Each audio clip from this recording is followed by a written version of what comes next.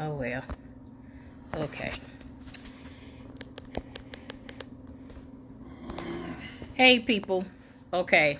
So I don't wait for a whole bunch of people to get on here or anything like that. And here's my thing today. Just stop it. So everybody has heard about the incident in Texas with Atatiana Jefferson. I believe that's her last name. If I'm incorrect, my apologies. So I was having a conversation today concerning this situation. And the person I was speaking with, first of all, they felt as if, and this was the statement, having a gun heightens a situation beyond its return. So the first statement was, well, why would you have a gun out with an 8-year-old in the house? And then it was, well, they probably shouldn't have had the gun because, like I said, it heightens the situation. Let's start at the beginning with that. First of all, Texas, everybody in Texas got a gun. Everybody in the South got a gun. You learn how to shoot before you learn how to walk in the South. That's first. Everybody in Texas got a gun. The horses got a gun. The ducks got a gun. Everything in Texas got a gun.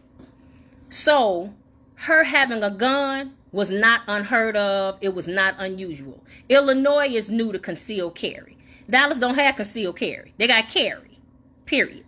Or Texas. So there's that. Secondly, she was in a house. The door was open because it was hot. So to be honest, I got a kid in here with me. I'm, a woman by myself.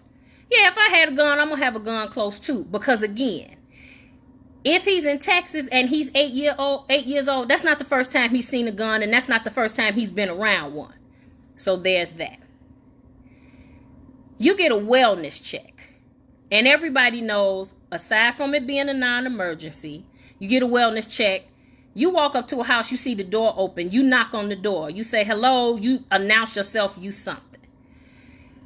I understand that my associate felt like her standing up with a gun at the window was the cause of her getting shot. She was in her house. Even if you use the castle defense, which is a defense we all know because Amber Geiger, they tried to pull it and let her use it.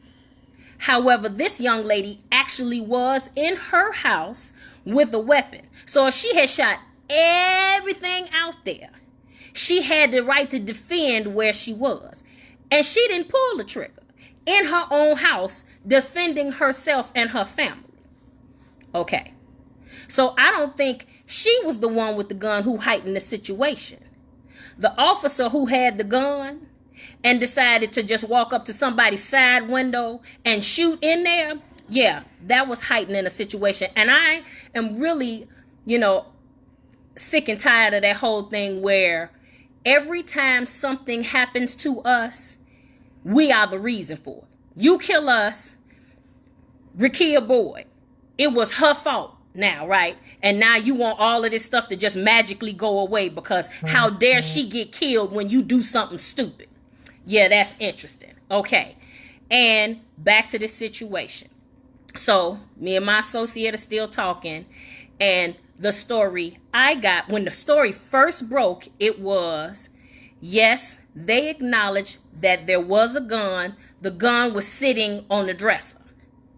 So she didn't have a gun. Now, all of a sudden, the story has changed to she went to the window and was standing there with the gun. But here was what was most interesting about that to me. The statement went, and the 8-year-old nephew said, since when do we start taking statements from 8-year-olds concerning what happened in an incident where he sat there and watched his family member get killed? Oh, yes. You don't use witness testimony. A lot of times they say witness testimony is not reliable in the first place. But the 8-year-old, he couldn't have possibly been traumatized, or he couldn't have possibly anything but, You felt like what he had to say was so valid that you put it in a statement. And again, now all of a sudden the story has changed to it's her fault because she stood up in her house while somebody was milling around outside, even though her front door was open. Now, here was my other thing. What's the likelihood that it's a hot day? Remember, we had a heat wave a couple of years back, and let's say you get a power outage. It's a 1,074 degrees in your house. So you like, okay, I got to get some air somewhere, and you have your door open. All right. You all of a sudden hear somebody at your window make or around your house making noise. You gonna wait and say, hey, are you out there to do me harm? What? If I got a gun, I'm gonna pull it because I know what comes next. They tell you don't pull it if you ain't gonna use it. And if you outside of my house at 2 o'clock in the morning rolling around, you get what you get. And that's anybody. So my associate felt as if, well, maybe she should have said something. What was she gonna say? That was her house. So again, going back to the point, why is suddenly the story changing to make it look like it was her fault? Okay, so we're going to leave that there for 1 second. Another thing that bothered me about all of this is everybody's talking about, oh, yeah, he getting arrested and blah, blah, blah, and he resigned. Do understand this. It's just like with your job. You quit your job before they fire you, you can go somewhere else and use that job on your resume and get you another job. What make you think it's different for him? Let me tell you. Just like with Van Dyke. They just the other day announced that he was having a hearing to decide whether or not that he was going to resign. Dude, you going to jail for killing somebody and now you finna resign from your job? The officer, well, I think his last name is Seven or something like that, who killed Rakia Boyd. You mad because you can't make more money. So now you like the $57,000 that you've been getting for your pension all of this time. That wasn't sufficient. My problem I'm having is not only are they killing us and they're killing us legally, but then you also get to blame me for my own death, even when it's blatantly obvious that it's all your fault and I played little to absolutely no. The only part I played is how dare I be alive, because I know that's how you feel. And then on top of that, you got the media. Well, make sure you change the story so you can fit the narrative that we need to be out there so it don't look so bad. I don't care how you slice it or how you fix it. It's bad. Point blank, period. And again, going back to the whole thing. So he gonna get to resign from his job. Y'all, the FOP bailed him out of jail. And yes, I understand how unions work and all of that. But again, let's say he gets arrested. Let's say he does some time. And then what? Because here's what I want to see when everybody is talking about how the laws need to change. And me and my husband will have a conversation about many people saying they need to bring back capital punishment and all that. But here's the thing that I want to see happen. In the changing of the laws, first of all, you lose your job. Second of all, you lose the ability to have any position that would ever allow you to carry a firearm ever again. You cannot carry a firearm off a job or on a job. And you should be dealt with in the exact same way that we would have if we had done something. You going into prison forever or whatever, if it's manslaughter, if it's an accident, if it's whatever the situation is. Explain to me why we keep seeing situations where you go and, again, with Rakia Boyd, you were shooting out the window at somebody else and you killed her and oops, I'm sorry. You wasn't even on duty. You was off duty. So guess what? Just as easy, my life was in danger. It wasn't in danger by her, and you was in your car. You could have pulled off and drove away. I'm not trying to hear that, and I'm not understanding that. I need a better explanation than that. Even when a judge is saying, well, it probably should have been murder. If it should have been murder, then you know it was murder. Ain't no probably should have been. Quit playing. Just stop it. And again, with this situation, you're doing everything to protect this man's life. and she's dead. You want to make sure he'll be able to get a job again, or he'll be comfortable, or like with Van Dyke, you get to go to the Cushy Club Fed or something like that again. The laws are not meant to protect us. They're meant to protect those other people. So at some point, we have to get together and design a system for us, about us, and come to a table that includes us. And so far, none of that is happening. But guess what is happening? You likely to get up, if not tomorrow, in the next couple of days, and somebody else is dead. With some bull crap reason behind it. Oops, my accident, or they was in the way. The whole truth of the story came out at first, and count to 10, and the story gonna read somewhere different, that it was your fault or they fault. No, it ain't never their fault. It's always our fault. And it's always our fault just because we exist. Well, here's the thing. Announcement. We are not going anywhere.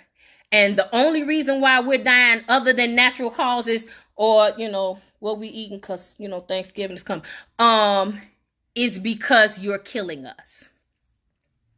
See how that works? So you need to accept that we're here. That 90% of the things that you got because we're here. So the one thing I would also like to see in terms of us taking accountability is we need to stop fighting the petty fights and get together, put a table together, put a system together, put a group together. If we can't agree on nothing else, can we all at least agree that we don't want to die? Let's start small. Everybody who don't want to die, raise your hand. So now that we have agreed that we don't want to die, everybody that want to see their kids make it and live, raise your hand. See, small steps, but steps nonetheless. We get the things that we can agree on, and we come to the table and say, this is the things that we need to do, and we need to bring this to some people and say what you want. We have some allies out there, and we're going to end up needing them. But again, we still need to have a table of our own. If we had to go get ourselves a town, and please don't tell me about Black Wall Street and all the places. I understand. But it does not stop the fact that we have to keep persevering. The one thing we are known for as a people is our ability to keep going. So now it's time for us to keep going, all in the same direction, all on one accord. Because again, the one thing we can all agree on is somebody out there assassinating us, one brother at a time, snatching our young girls, one sister at a time. None of us want to keep seeing that happen. So can we start at the basics and move forward? Because if we don't figure out a way to move forward in force and in mass, then what we keep seeing every other week, every other month, with another one of us getting killed and having to go through the protesting and having to go through the sharing it on Facebook and all the other social media and sitting in courtrooms, that's not going to stop. And I refuse to believe that we cannot do something to make this stop. We have money that they want. We got things we know how to do, all this kind of stuff. Start keeping it to yourself. But we have got to figure out how to come together in such a way that tomorrow it's not one of yours. Tomorrow it's not one of mine. That's all I got. Peace.